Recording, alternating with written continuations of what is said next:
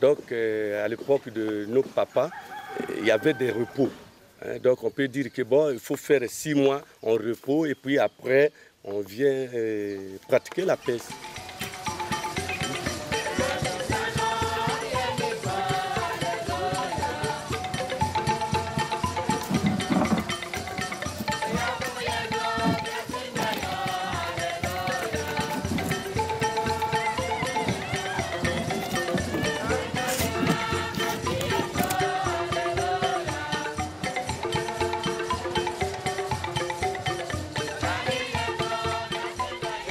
L'indépendance du Congo en 1960 a donné des ailes au pays.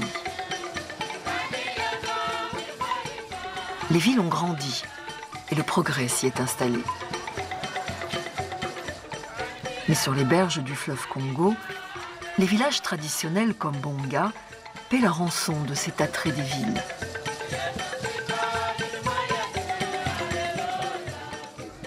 Les familles se dépeuplent.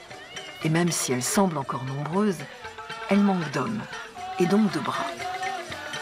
Bonga, c'est un village historique, mais dommage, aujourd'hui, le village est devenu dépeuplé.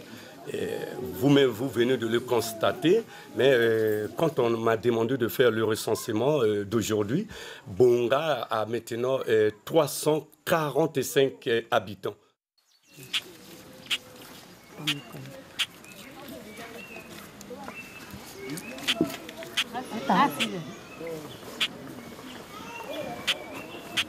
Bonga s'est vidé aussi dans des raisons économiques, de modernisme. Les gens se déplacent, c'est pourquoi je vous ai parlé de l'exode rural. Les gens sont déplacés ici pour aller chercher de l'emploi en ville. Mais ici, s'il y avait des sentiers, des travaux qui pourront faire garder la population sur place, le village devait être constitué. À Bonga, on s'occupe comme on peut. Mais l'ennui et le désœuvrement sont les premiers responsables de cet exode vers les villes où tout semble plus beau. S'il n'y a pas de lieu de loisir, un seul il y a. Ce n'est que le fleuve. Il n'y a pas trop de distractions ici. Ce n'est que peut-être la nuit pendant les tam-tams, les danses traditionnelles.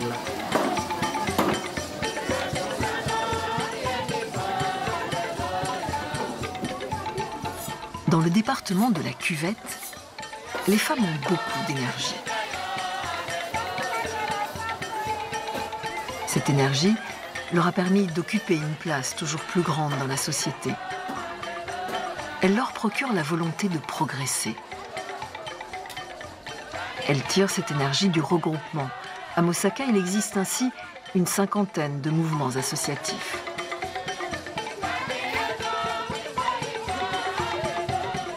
Les femmes étaient majoritaires. Elles représentent désormais une force que l'on ne peut plus ignorer. Pour les femmes à Mosaka, on peut dire que la femme de Mosaka s'est émancipée.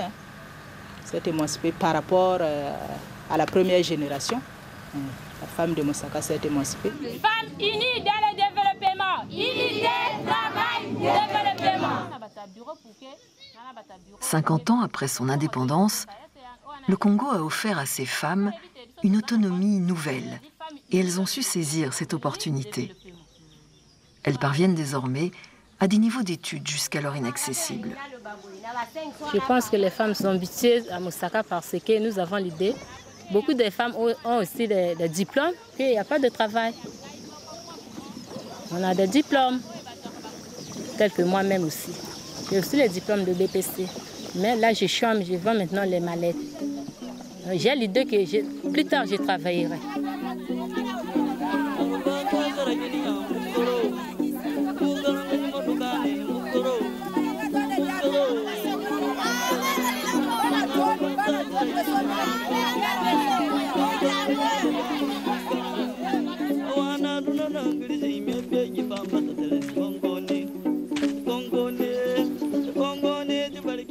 Acheter l'eau n'est pas encore admis dans de nombreux foyers. La meilleure alternative du moment est alors de puiser l'eau souterraine qui nécessite elle aussi un traitement. Après qu'on ait constaté que l'eau n'était pas de qualité, là il y a eu donc des expertises, et des techniciens appropriés.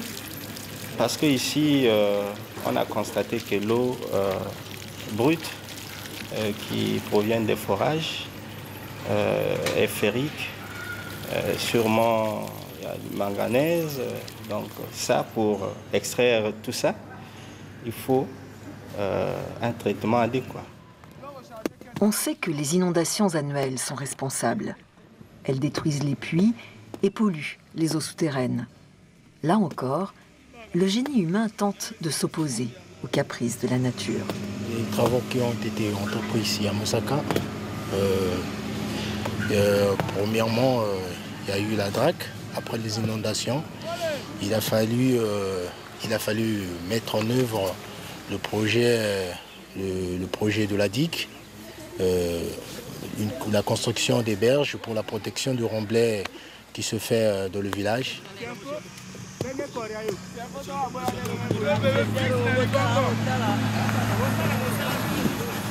L'objectif de ces travaux est clair.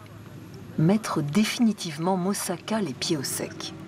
Et si l'opération autorisait à faire d'une pierre deux coups en permettant aux gens de forer des puits fiables, alors ce chantier gagnerait sans difficulté l'approbation de tous. Par rapport à l'environnement, on pense que l'inondation à Mosaka, on n'en parlera plus.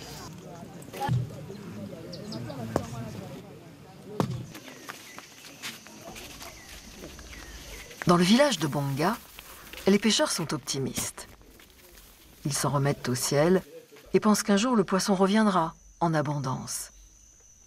Mais l'activité économique marque le pas et ils doivent nourrir leur famille. Alors, ils emploient les techniques ancestrales. La pêche par assèchement des refuges poissonneux au cœur de la forêt. La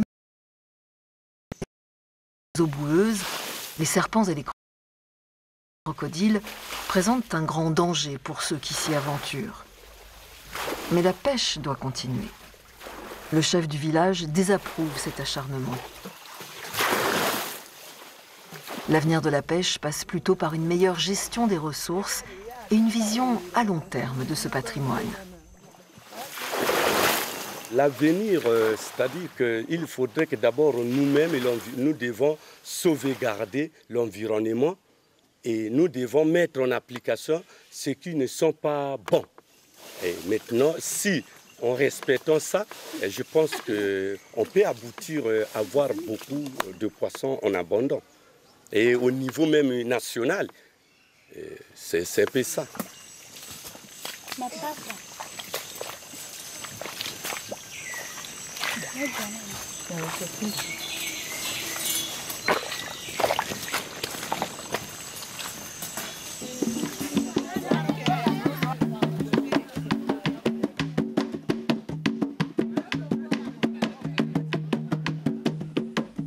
À la fin du 19e siècle, Bonga comptait environ 5000 habitants. Et l'on n'imaginait pas qu'un jour, le village puisse se vider de ses enfants. Les familles, pourtant, ont éclaté, les jeunes sont partis et peu d'entre eux sont revenus. Près de la moitié de ces petits villages ont ainsi été abandonnés. Aujourd'hui, ce sont les frères de la très proche République démocratique du Congo qui viennent timidement repeupler le village. Ces clandestins, qui fuient une situation trop chaotique dans leur pays, sont les bienvenus et très vite intégrés au sein de la tribu.